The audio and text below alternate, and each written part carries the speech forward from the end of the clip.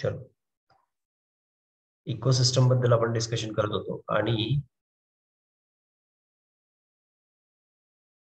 ऑफलाईनचा timing as usual असेल. स्नेहल, जे offline तुमचं ज्या पद्धतीने होतं त्या पद्धतीने होतं जर राहणार आहे 1 to 2 बोलतो. उद्या 1 to 2 हे ऑनलाईन असेल लेक्चर, ऑफलाईन तर असेल.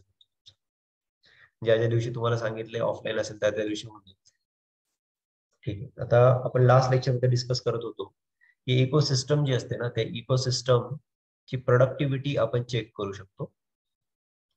Productivity of an ecosystem.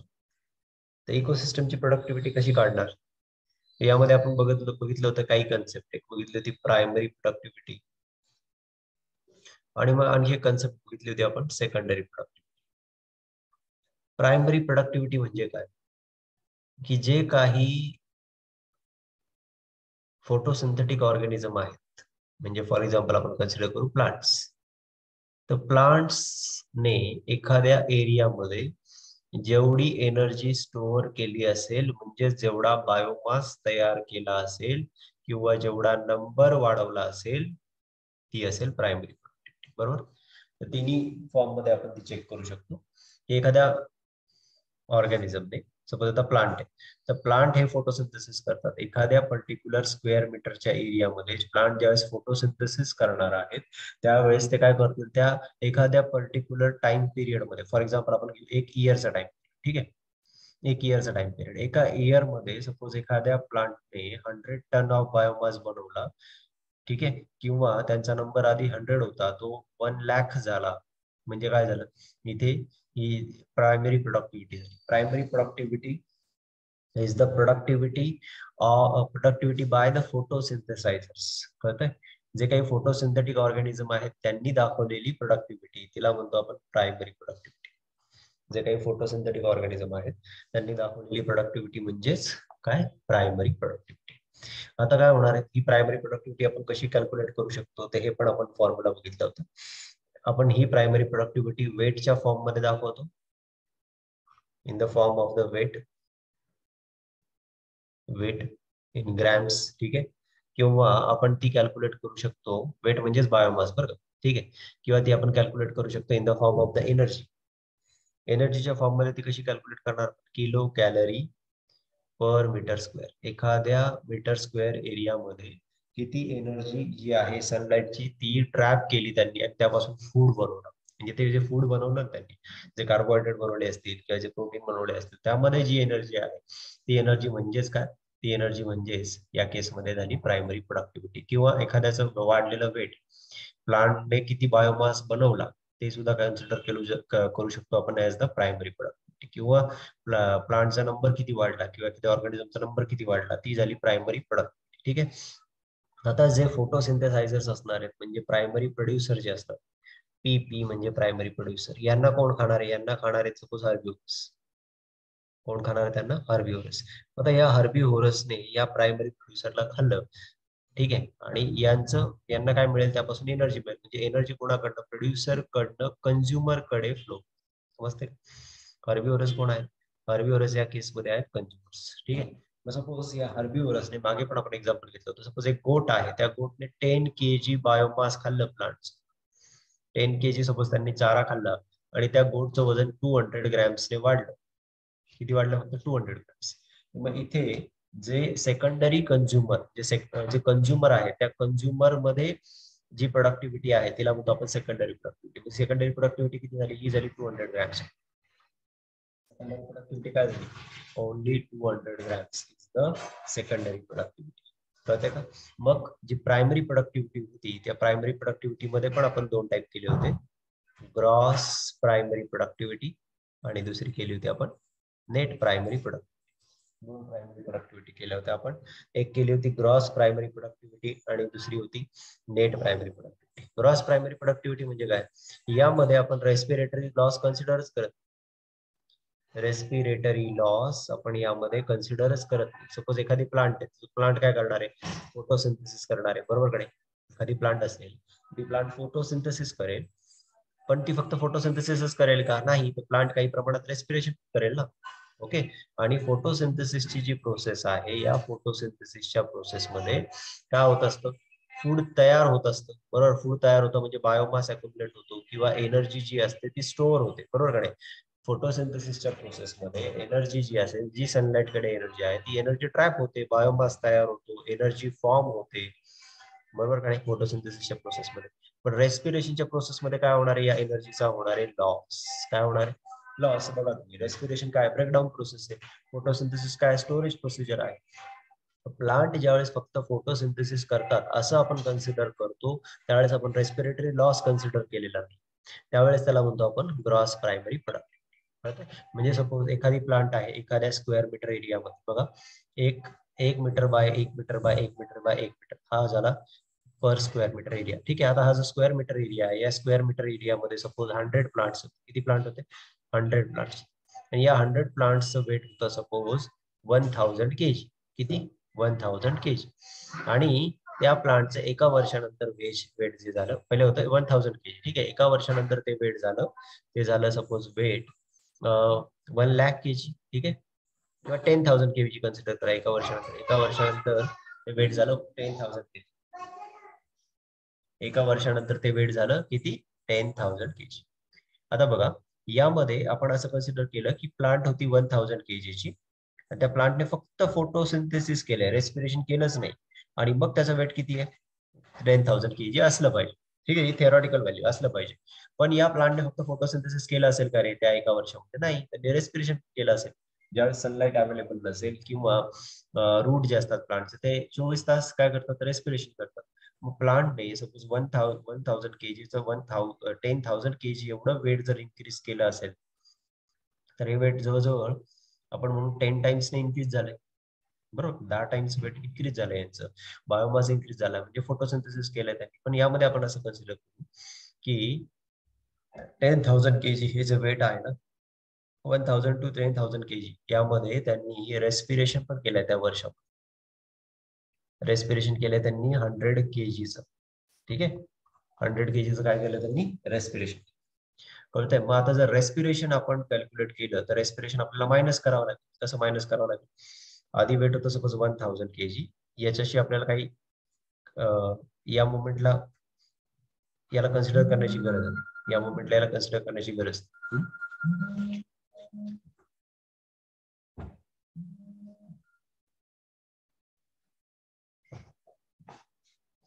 आता पहा इकडे, त्या एका इयर मध्ये त्याचा वेट 10,000 केजी पर्यंत वाढलं. ठीक आहे, मग त्यापैकी 100 केजी त्यांनी काय केले, लॉस केले. 100 केजी लॉस केले म्हणजे 1000 केजीचं आता या मुवमेंटला असलेलं वेट किती असलं पाहिजे, 9,900 असलं पाहिजे. कळतंय का, या मुवमेंटला किती असलं पाहिजे, 9,900 केजी असलं पाहिजे. कळतंय का तुम्हाला. म्हणजे जर आपण असं कन्सिडर केलं की रेस्पिरेटरी लॉस झाला नाही तर वेट किती असलं असतं, 10,000 केजी.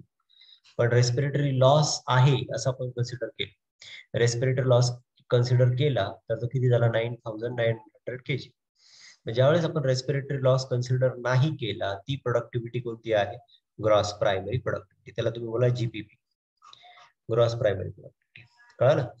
आणि ग्रॉस प्रायमरी प्रोडक्टिव्हिटी मधनं जर तुम्ही रेस्पिरेटरी लॉस मायनस केला तर ती झाली एनपीपी, म्हणजे नेट प्रायमरी प्रोडक्टिव्हिटी. खूप सोपी कन्सेप्ट आहे, लक्षात घ्या.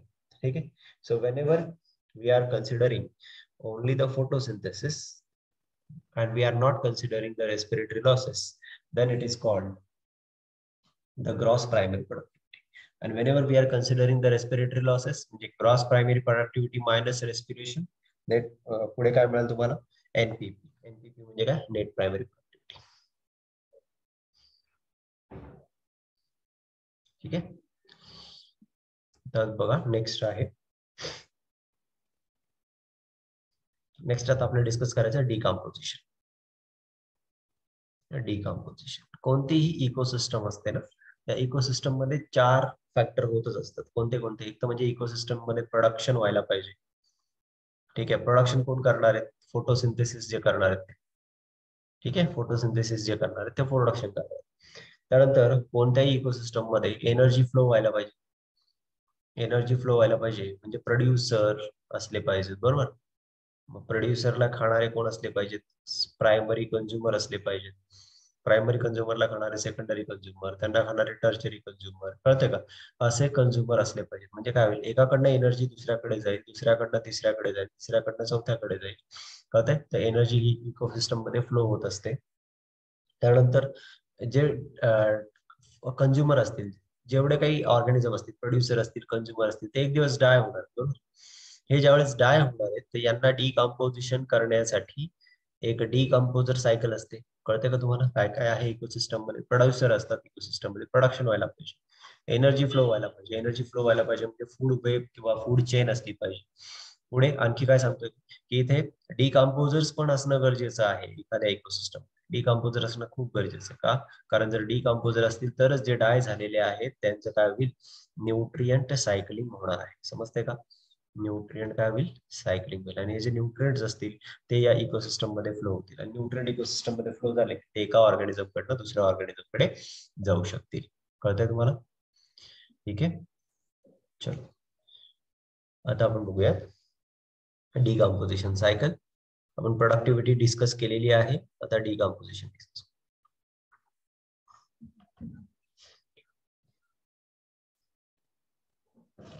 तुम्हाला माहिती आहे की आपण काय म्हणतो, अर्थवर्म जो असतो त्याला म्हणतो फार्मर्स फ्रेंड. का बरं? कारण अर्थवर्म जे असतात ना ते कॉम्प्लेक्स ऑर्गॅनिक मॅटरचं ब्रेकडाऊन करतात सॉइल. अर्थवर्म काय करतात, तुम्ही 8वी 9वी 10वी मध्ये पण शिकले असाल की कॉम्प्लेक्स ऑर्गॅनिक मॅटर जे असेल ना, म्हणजे पालापाचोळा असेल, त्यांचं ते ब्रेकडाऊन करतात. अर्थवर्म काय करतात, त्यांचं कॉम्प्लेक्स ऑर्गॅनिक मॅटरचं ब्रेकडाऊन करतात आणि सॉइलला पण लूज करतात. दुसरा पण काय, लुजनिंग ऑफ सॉइल, हे पण लक्षात ठेवा. अर्थवर्म कॉम्प्लेक्स ऑर्गॅनिक मॅटरचं ब्रेकडाऊन करतात, सॉइलला पण काय करतात, लूज करतात. कळत आहे? आणि सॉइलचं पण लुजनिंग करतात. याच पद्धतीने जसं अर्थवर्म जो असेल कॉम्प्लेक्स ऑर्गॅनिक मॅटरचं ब्रेकडाऊन करतो, सॉइलचं लुजनिंग करतो, इन द सेम वे जे डिकम्पोजर असतात, जे डिकम्पोजर्स असतात ना, डिकम्पोजर्स, ते break down complex organic matter into the inorganic substance. हे काय करतात, कॉम्प्लेक्स ऑर्गॅनिक मॅटरचं कन्व्हर्जन करतात इनऑर्गॅनिक सबस्टन्स. लक्ष ठेवा, कॉम्प्लेक्स ऑर्गॅनिक मॅटरचं कन्व्हर्जन कशात करतात, इनऑर्गॅनिक सबस्टन्स मध्ये करतात. आता इनऑर्गॅनिक सबस्टन्स म्हणजे काय, CO2, वॉटर, न्यूट्रियंट्स. आता मेन म्हणजे याच्यामध्ये न्यूट्रिएंट, इनऑर्गॅनिक सबस्टन्स म्हणजे आपण न्यूट्रिएंट कन्सिडर करतो. ठीक आहे, यांच्यामध्ये त्याचं कन्व्हर्जन करतात. ठीक आहे, सो कॉम्प्लेक्स ऑर्गॅनिक मॅटर जो आहे, कॉम्प्लेक्स ऑर्गॅनिक मॅटर म्हणजे कार्बोहायड्रेट असतील, प्रोटीन्स असतील, लिपिड्स असतील, यांचं ब्रेकडाऊन करतात आणि त्यांच्यामधनं जे इनऑर्गॅनिक सबस्टन्स असतील, लाईक कार्बन असेल, त्याचं कन्वर्जन कार्बन डायऑक्साईड मध्ये सल्फरचं सल्फर डायऑक्साईड किंवा सल्फेट मध्ये करतात. त्यानंतर त्यामध्ये असलेले जेवढे काही न्यूट्रिएंट असतील, कॅल्शियम असेल, फॉस्फरस असेल, सल्फर असतील, यांना ते रिलीज करतात. कळते का? आणि याच प्रोसेसला म्हणतो आपण डिकम्पोजिशन. याच प्रोसेसला आपण म्हणतो डिकम्पोजिशन. ठीक आहे, मग जे काही डेड प्लांट असतात, सपोज डेड प्लांट असतील तर त्यांचे त्यांचे लिव्स असतील, त्यांचे बार्क असतील, फ्लावर्स असतील, किंवा एखादा डेड अॅनिमल असेल तर त्यांच्या बॉडीचे जे पार्ट्स असतील, यांचं हे डिकम्पोजर जे असतात ते ब्रेकडाऊन करतात. ठीक आहे, आणि हे जे सबस्टन्स आहेत ना, यांना म्हणतो आपण डेट्रिटस. काय म्हणतो, डेट्रिटस. डेट्रिटस म्हणजे काय, डेड रिमेन्स. जे काही डेड रिमेन्स आहेत, डेड प्लांट्स असतील, डेड अॅनिमल्स असतील, डेड ऑर्गॅनिझम असतील, यांच्या बॉडीला आपण म्हणणार आहेत काय, डेट्रिटस. म्हणजे काय, डेट्रिटस मध्ये आला फिकल मॅटर आलं, डेड रिमेन आला अॅनिमल्सचा, त्यानंतर लिव्स आले, बार्क आले, फ्लावर आले, या सर्वांना डेट्रिटस म्हणतो. आणि हे जे डेट्रिटस आहे ना, दिस इज अ रॉ मटेरियल. तुम्ही याचा अर्थ समजून घ्या, व्हॉट इज डेट्रिटस. डेट्रिटस म्हणजे डेड रिमेन्स, रिमेनिंग पार्ट जे काही असतील त्यांना म्हटलं जातं डेट्रिटस. आणि हे जे डेट्रिटस आहे, this is a raw material for decomposition. Raw material for decomposition. This is a raw material for decomposition. कळतंय का? हे आहे रॉ मटेरियल फॉर डिकम्पोजिशन. आणि या डिकम्पोजिशनच्या प्रोसेस मध्ये जे डेट्रिटी होरस असतात, डेट्रिटस म्हणजे समज तुम्हाला, डेट्रिटस म्हणजे पालापाचोळा असेल, फ्लावर असतील, डेड पडलेले फ्रुट्स असतील, अॅनिमलची बॉडी असेल, फिकल मॅटर असेल अॅनिमलचं, जेवढ्यांचं काय होणार आहे डिकम्पोजिशन होणार आहे याला म्हणतो आपण detritus. It is a raw material for decomposition. आणि अर्थवर्म जो आहे, अर्थवर्मला आपण म्हणतो डेट्रिटिव्होरस. काय म्हणायचं याला? डेट्रिटिव्होरस. का? कारण तो काय करतो याचं डिकम्पोजिशन, डेट्रिटसचं डिकम्पोजिशन करतो, म्हणून त्याचं नाव आहे डेट्रिटिव्होरस. म्हणजे break down detritus into the smaller particle. कळतंय? अर्थवर्म काय करतात? डेट्रिटसचं स्मॉलर पार्टिकल मध्ये कन्व्हर्जन करतात, म्हणून त्यांचं नाव काय आहे? डेट्रिटिव्होरस. कळतंय? डेट्रिटिव्होरस. का? कारण डेट्रिटसचं ते स्मॉलर पार्टिकल्स मध्ये कन्व्हर्जन करतात. आता कसं करतात? अर्थवर्म जे असतील ते या डेट्रिटसला कंझ्युम करतील आणि त्यांना ब्रेकडाऊन करतील, त्यांचं स्मॉलर पार्टिकल मध्ये कन्व्हर्जन करतील. या प्रोसेसला म्हणतो आपण फ्रॅगमेंटेशन. लक्षात घ्या. कोणती process? Fragmentation. Fragmentation is the breakdown of the detritus. डेट्रिटसचं ब्रेकडाऊन होणे यालाच फ्रॅगमेंटेशन. मग अर्थवर्म सारखे जे डेट्रिटिव्होरस ऑर्गॅनिझम्स आहेत ते काय करतात? डेट्रिटसचं ब्रेकडाऊन करतात bye the process of fragmentation. कळलं?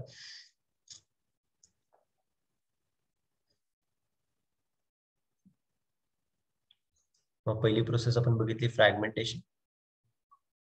It is a breakdown. Fragmentation म्हणजे काय? लक्षात ठेवा. It is a breakdown of the detritus. Breakdown of the detritus into the smaller particles. Breakdown of the detritus into the smaller particles is called fragmentation. ठीक है? आता बघा, हे smaller particle बनले ना, हे जे स्मॉलर पार्टिकल असतात यांचं डिग्रेडेशन काही एन्झाइम्स करतात. त्यांचं डिग्रेडेशन बॅक्टेरियल आणि फंगल एन्झाइम करतात. या प्रोसेसला म्हणतात कॅटाबॉलिझम. लक्षात ठेवा. What is कॅटाबॉलिझम? कॅटाबॉलिझम जे डेट्रिटस असेल त्या डेट्रिटसचं ब्रेकडाऊन फक्त अर्थवर्म करेल का? तर नाही. याबरोबर बॅक्टेरिया पण याचे डेट्रिटसचं ब्रेकडाऊन करू शकतात, फंगाय पण करू शकतात. बरोबर का? बॅक्टेरिया आणि फंगाय हे डेट्रिटस जे असेल याच्यावर एन्झाइम्स रिलीज करतात आणि त्याचं ब्रेकडाऊन करतात. कळलं? ब्रेकडाऊन करतात म्हणण्यापेक्षा आपण याला म्हणू डिग्रेडेशन. ओके. म्हणजे जर डिग्रेडेशन आहे, कशामुळे झालं? बॅक्टेरियल आणि fungal enzyme degrade detritus into the simple organic compound. कशामध्ये कन्व्हर्जन करतात? Simple inorganic compounds. Simple inorganic substance म्हणा, simple inorganic substances. So detritus जे असतो त्याचे बॅक्टेरिया फंगाय जे असतात ते डिग्रेडेशन करतात simple inorganic substance. Simple inorganic substance मध्ये त्याचं ब्रेकडाऊन करतात. या प्रोसेसला म्हणतो आपण कॅटाबॉलिझम. काय म्हटलं या प्रोसेसला आपण?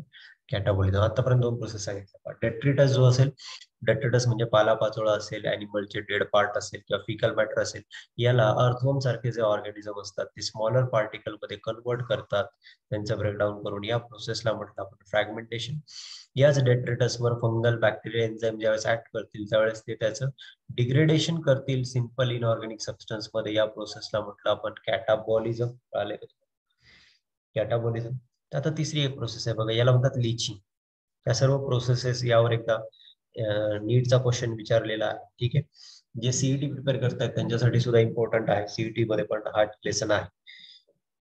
So by the process of leaching. Leaching म्हणजे काय? जे वॉटर सोल्युबल सबस्टन्स असतील, जे वॉटर सोल्युबल सबस्टन्स असतील, वॉटर सोल्युबल सबस्टन्स असतील. वॉटर सोल्युबल सबस्टन्स म्हणजे water soluble inorganic nutrients. Water soluble काय? Inorganic nutrients. Water soluble inorganic nutrient जे असतात ते सॉइल मध्ये जातात, सॉइल मध्ये डीप जातात, पाण्यामध्ये डिझॉल्व्ह. कळते का?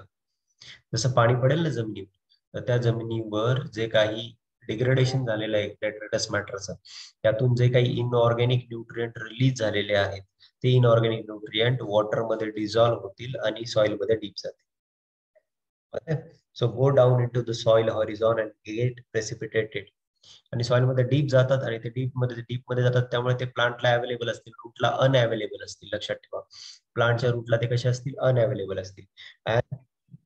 यांचं काय होतं, दे गेट प्रेसिपिटेटेड. लक्षात ठेवा, they get precipitated as simple, these are precipitated as unavailable salt, as unavailable salts. ठीक आहे, या प्रोसेसला म्हणतो आपण लिचिंग. लिचिंग काय लक्षात घ्या, फ्रॅगमेंटेशन काय, डेट्रिटसचं स्मॉलर पार्टिकल मध्ये ब्रेकडाऊन झालं, याला म्हणतो फ्रॅगमेंटेशन. डेट्रिटसचं एन्झाईम्स, बॅक्टेरिया आणि फंगायचे जे एन्झाईम असतात ते डिग्रेडेशन करतात सिंपल इनऑर्गॅनिक सबस्टन्स मध्ये, या प्रोसेसला म्हटलं आपण कॅटाबोलिझम.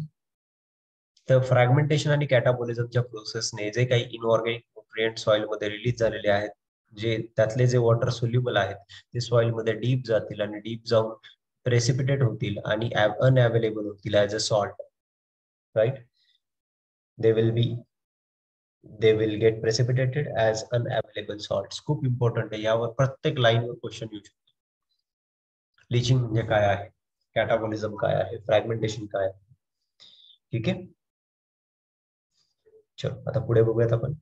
इथे एक इम्पॉर्टंट आहे की जे डिकम्पोजिशन आहे ना, डिकम्पोजिशन, या डिकम्पोजिशन मध्ये फ्रॅगमेंटेशन होऊ शकतं, कॅटाबोलिझम होऊ शकतं, लिचिंग होऊ शकतं. पण एक गोष्ट इम्पॉर्टंट आहे की जे काही डेट्रिटस आहे ना, डेट्रिटस, या डेट्रिटसवर या तिन्ही प्रोसेस एकाच वेळेला ऍक्ट करू शकतात. समजते, म्हणजे फ्रॅगमेंटेशन असेल, कॅटाबोलिझम असेल, लिचिंग असेल, एकाच वेळेला सायमल्टेनियसली या प्रोसेसेस ज्या असतात त्या चालू असतात. समजते. आता आणखी एक प्रोसेस आहे ज्याला म्हणतात ह्युमिफिकेशन. ह्युमिफिकेशन, लक्षात घ्या, what is humification. Humification, humification is the formation of the humus. काय असतंय, सॉइलवर ब्लॅक कलरचा लेअर फॉर्म होतो, त्याला ह्युमस असं म्हणतात. हा ब्लॅक कलरचा लेअर का फॉर्म झाला, कारण जे काही डेट्रिटस आहे ना, डेट्रिटस, त्या डेट्रिटसचं डिग्रेडेशन झालं, त्यातून न्यूट्रिएंट रिलीज झाले आणि असा सबस्टन्स बनला की ज्याचं खूप सारं डिग्रेडेशन झालंय, आता त्याचं आणखी जास्त डिग्रेडेशन होणार नाही.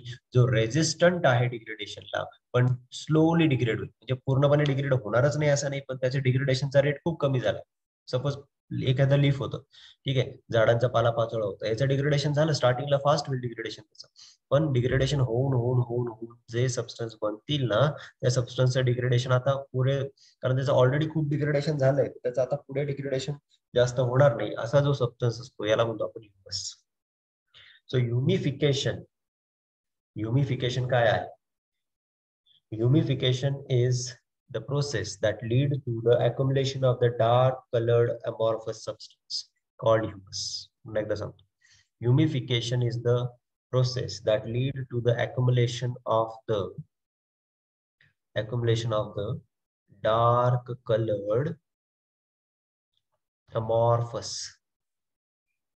substance. Humification leads to the dark colored amorphous substance. Amorphous, water holding, काही प्रमाणात क्रिस्टलाइन, काही प्रमाणात, ठीक आहे.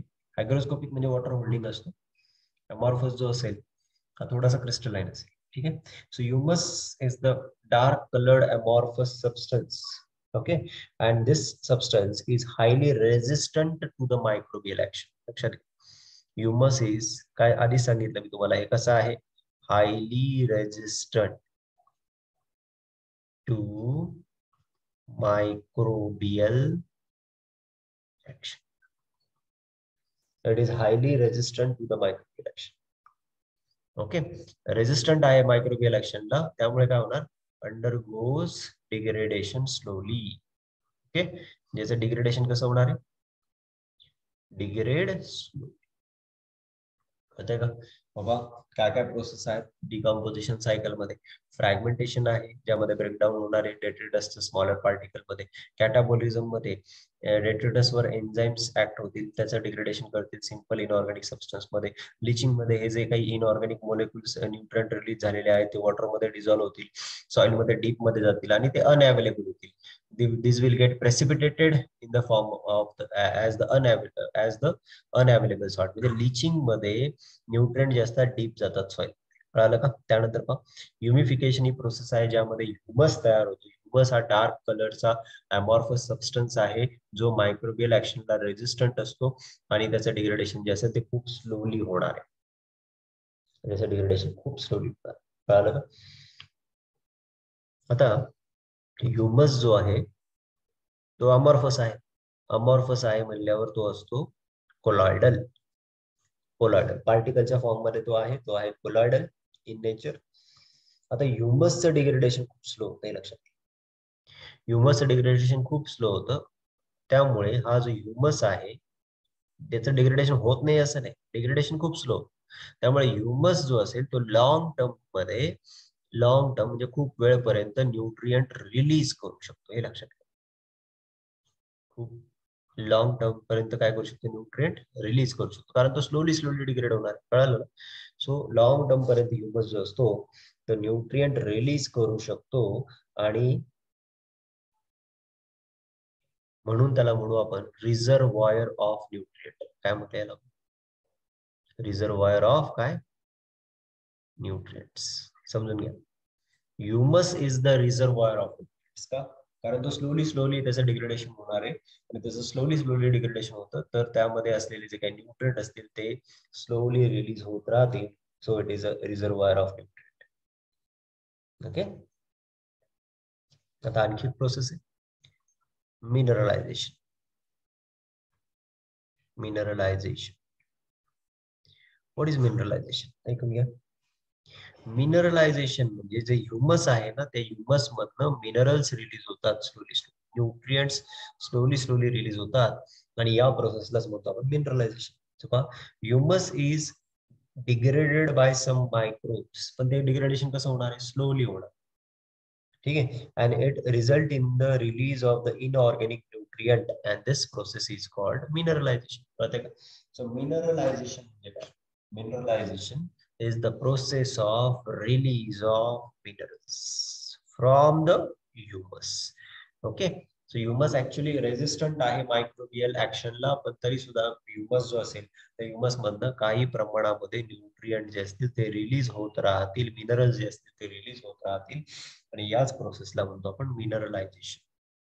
याच प्रोसेसला म्हटलं आपण मिनरलायझेशन. म्हणजे आतापर्यंत कोणत्या कोणत्या प्रोसेस बघितल्यात ते लक्षात घ्या. आपण डिकम्पोजिशन डिस्कस करत होतो. डिकम्पोजिशन मध्ये प्रोसेस आहे degradation of the detritus matter. Detritus मॅटरचं अर्थवर्म द्वारे डिग्रेडेशन होईल स्मॉलर पार्टिकल्स आणि या डिग्रेडेशनला आपण म्हटलं काय म्हटलं आपण याला? This is called as a fragmentation. This is called fragmentation. ठीक आहे, याला म्हटलं आपण फ्रॅगमेंटेशन. त्यानंतर आपण एक आणखी कन्सेप्ट डिस्कस केली. एन्झाईम्स पण या बॅक्टेरिया किंवा फंगायचे एन्झाईम्स डेट्रिटसवर ऍक्ट करतील आणि त्यांच्यापासून इनऑर्गॅनिक न्यूट्रिएंट जे असतील ते रिलीज करतील. याला म्हटलं आपण कॅटाबॉलिझम.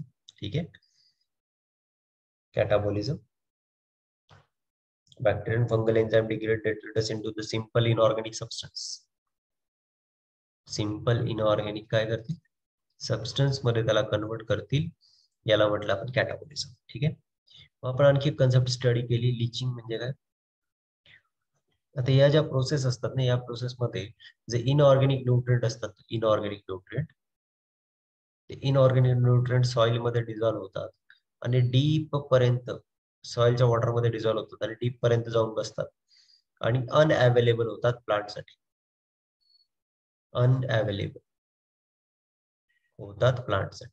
ठीक आहे, आणि का बरं unavailable? Because they have reach to the deep layer of the soil and they have converted to the salt and then the conversion salt.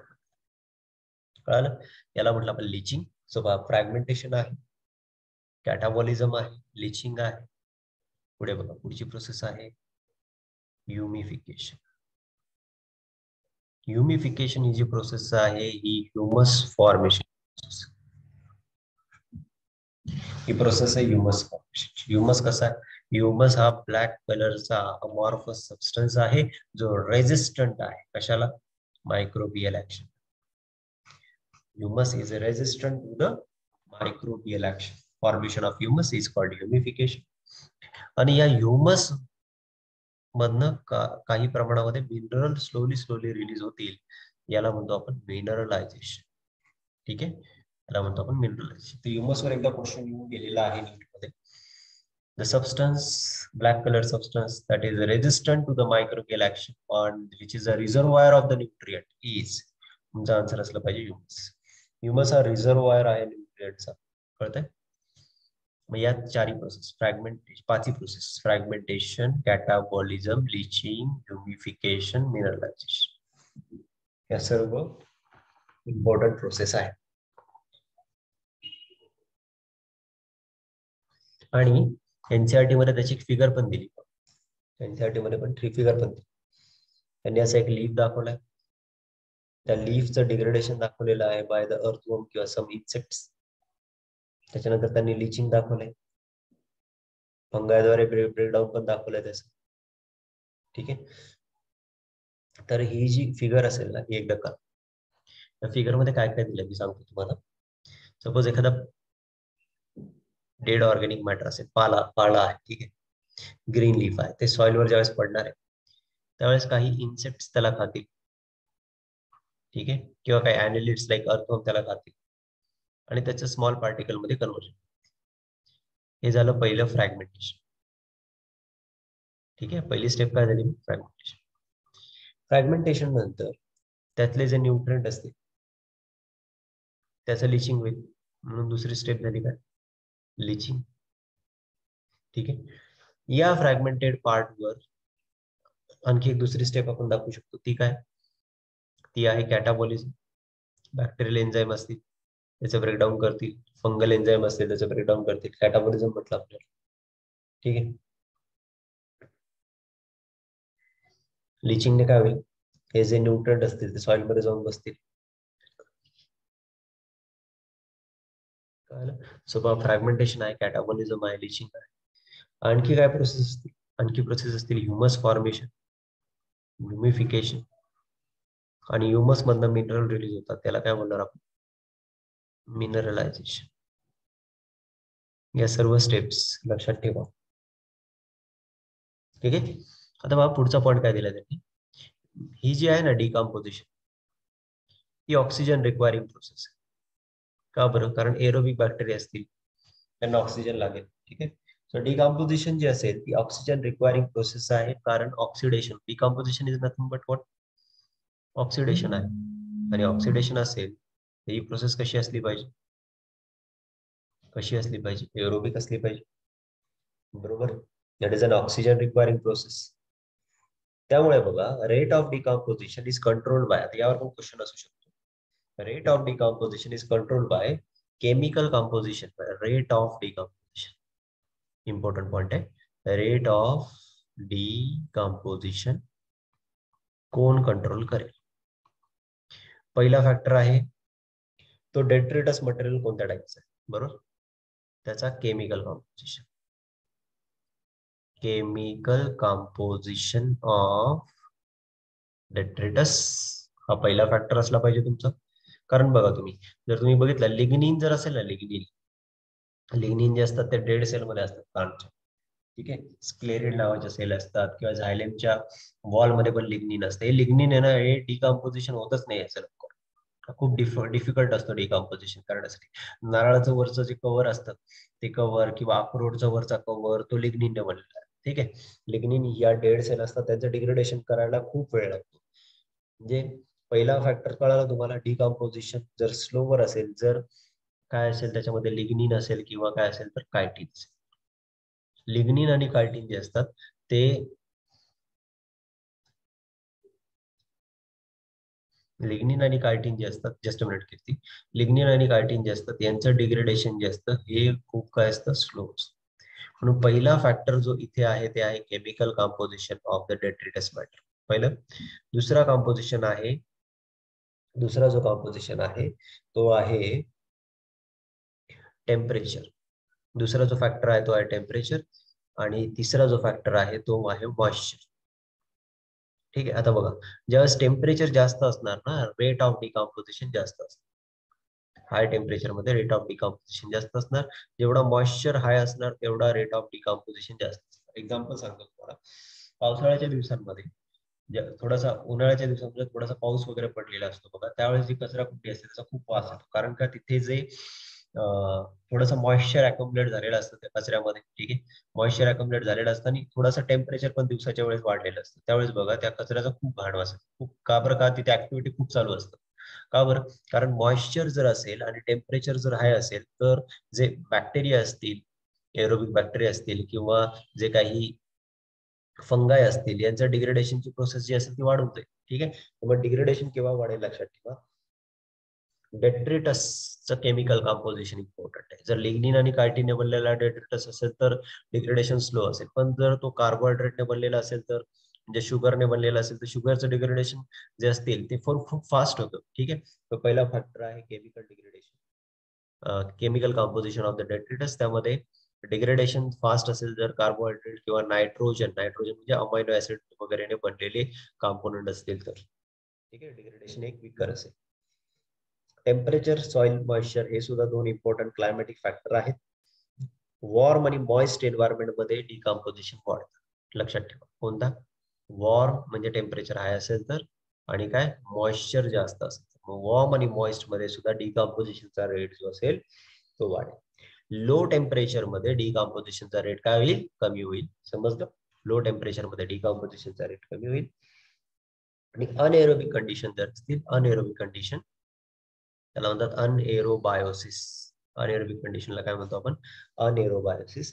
अनएरोबायोसिस जे असतात दॅट इनिबिट द डिकॉम्पोजिशन. लक्षात घ्या, अनएरोबायोसिस inhibit decomposition, right? So anaerobiosis or anaerobic condition inhibit the decomposition resulting in the buildup of the organic matter. कळलं? म्हणजे aerobic condition असतील तर decomposition वाढेल, बरोबर. केमिकल कॉम्पोजिशन ऑफ डेट्रिटस मध्ये कार्बोहायड्रेट असतील, शुगर असेल, नायट्रोजन असेल तर डिकॉम्पोजिशन वाढेल. टेम्परेचर जर जास्त असेल, म्हणजे वॉर्म असेल टेम्परेचर, वॉर्म आणि ह्युमिड असेल, ह्युमिड असेल म्हणजे मॉइस्ट असेल तर डिकॉम्पोजिशन वाढेल. डिकॉम्पोजिशन कधी कमी होईल? जर केमिकल कॉम्पोजिशन मध्ये लिग्निन, कार्टिन सारखे सबस्टन्स असतील जे स्लो डिग्रेड होतात तर डिकॉम्पोजिशन स्लो होईल. अनएरोबिक कंडिशन असेल तर डिकॉम्पोजिशन स्लो होईल.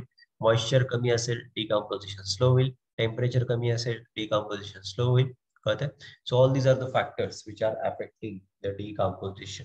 ठीक आहे, तर मग पहा, डिकॉम्पोजर सायकल आपण इथे डिस्कस केली. या सायकलला म्हणतात डेट्रिटस, डेट्रिटस फूड चेन. यालाच काय म्हणतो आपण? Detritus food chain. डेट्रिटस म्हणजे डेट्रिटस खाणारे ते कोण असतात? अर्थवर्म असतील. अर्थवर्म जो आहे तो डेट्रिटोव्होरस आहे, किंवा इन्सेक्ट असतील ते डेट्रिटोव्होरस आहे. त्याच्यामध्ये काही डिग्रेडेशन करणारे, डिकॉम्पोजिशन करणारे